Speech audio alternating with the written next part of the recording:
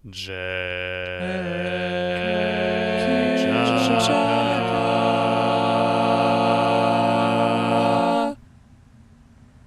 and welcome back to Ace Ideas. This week, I'm going to be sharing with you a few stories that, just from there's things that happened to me, conversations I've had, that kind of made me cognizant of my asexuality. Mash just did a video that was on a similar topic. I mean, this is kind of our topic for the week, I guess. But Mash's stories were a bit on the serious side, so I figured I would take a humorous approach, especially because a lot of the I like sharing funny stories. I recognize that sometimes these weekly topics can get a little bit on the heavy side, or at least on the dense side. So, but I don't want to be that way all the time, so I figured I would share just some ridiculous things that some ridiculous conversations I've had that happened in light of my asexuality. So I'm gonna go in chronological order. And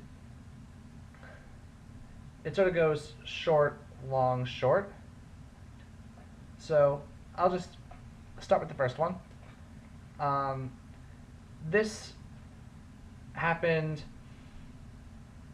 was about 2 years ago. So I was, it was towards the end, the middle of the spring semester of my freshman year of college, and it was I think a Thursday or a Friday night, and I had just been out. I think I had a rehearsal or something, and I went back up to my dorm, and from a few doors down from me, I hear this loud music. So this was a thing that happened on my floor. That about half the people who lived on my floor would play music a few doors down from my room, and pregame before they went off to some parties at the athletic houses off campus or something. And so they were doing that, and a couple of the girls, I think it was only two girls who went this time. One of them had a history of pre-gaming a little bit too hard, so she was a lot drunker than the other one.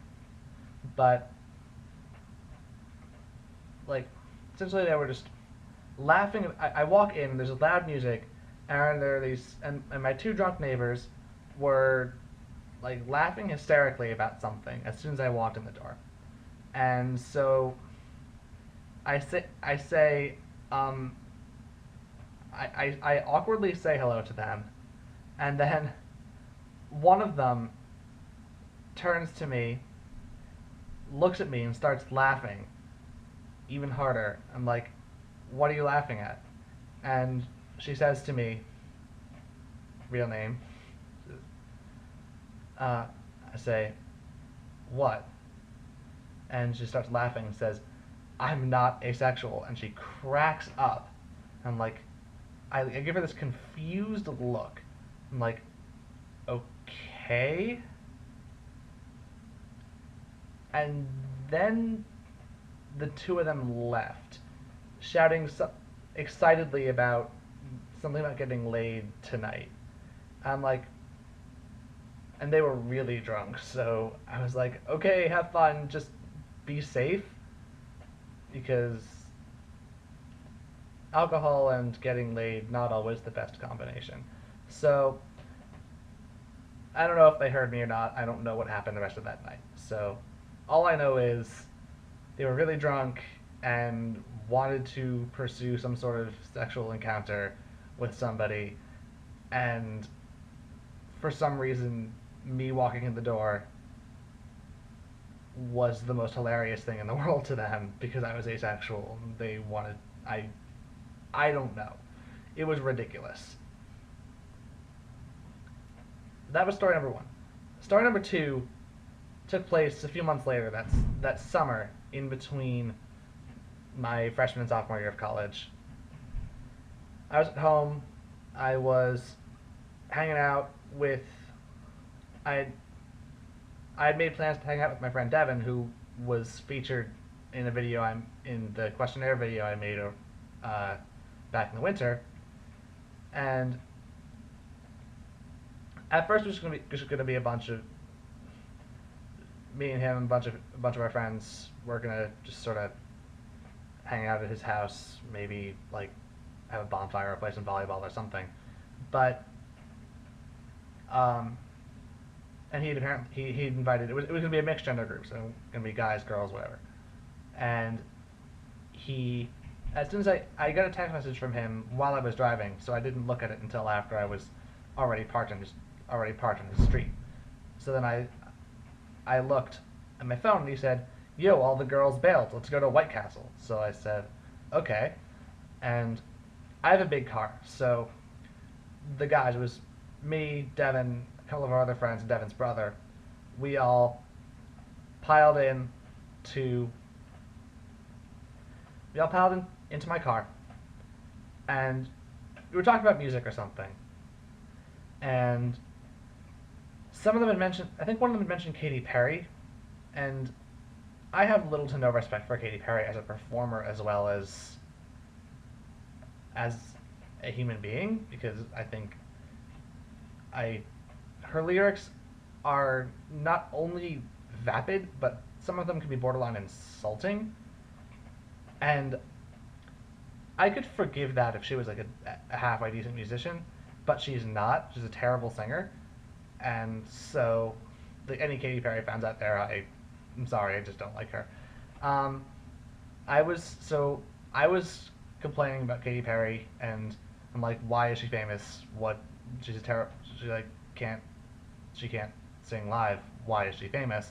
And all of the other, and like a bunch of other people were being like, but she's hot. And it was just, they kept going like that, and it just became it just became such a awkward moment that I like told them that I was asexual just to diffuse the awkward out of the situation. And then we drove to White Castle without a hitch, and I listened to whatever music I listened to in the car. So that was ridiculous. Story number two was diffusing an awkward conversation about Katy Perry with my asexuality. And number three happened the following fall of my sophomore year. I was talking to one of my friends who lived in the same dorm as me, but one floor down. And this was I think this was around Thanksgiving break, but it was a few weeks before.